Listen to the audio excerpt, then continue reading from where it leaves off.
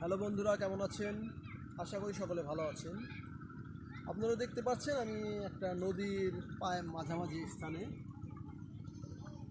এর নিশ্চয়ই কোনো কারণ আছে, কারণ আজকে যে ভিডিওটা আমি করছি আপনাদের জানানোর জন্য, এটা নদী রিলেটেড।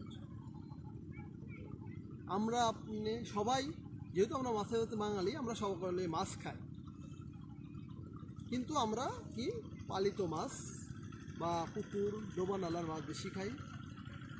আমাদের নদীর মাছ বা সামুদ্রিক মাছ এগুলো আমার কম খাওয়া পেয়েছে, কিন্তু আমাদের ওই মাছগুলো খাওয়া খুব প্রয়োজনীয়, বিশেষ করে সামুদ্রিক মাছ।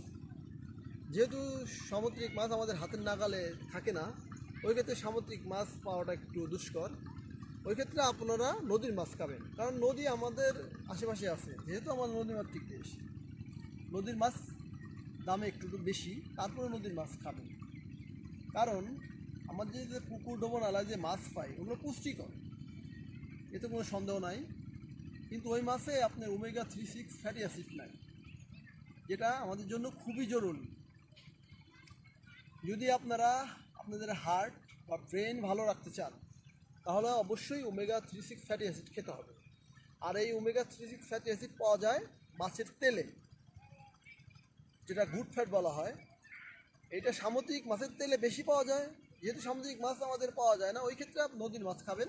নদীর মাছেও এই ফ্যাটি অ্যাসিডটা আছে। ইভেন ইলিশ মাছেও, আমাদের ইলিশ মাছ সবাই পছন্দ করি, ইলিশ মাছেও আছে, বেলে মাছে প্রচুর পরিমাণে আছে। এই মাছগুলো খাওয়ার চেষ্টা করবেন, তাহলে দেখবেন আপনাদের যে এখন হার্টের প্রবলেম বা ব্রেন স্ট্রোকের প্রবলেম খুব ইজিলি হয় মানুষের, ওগুলো থেকে রক্ষা পাবো।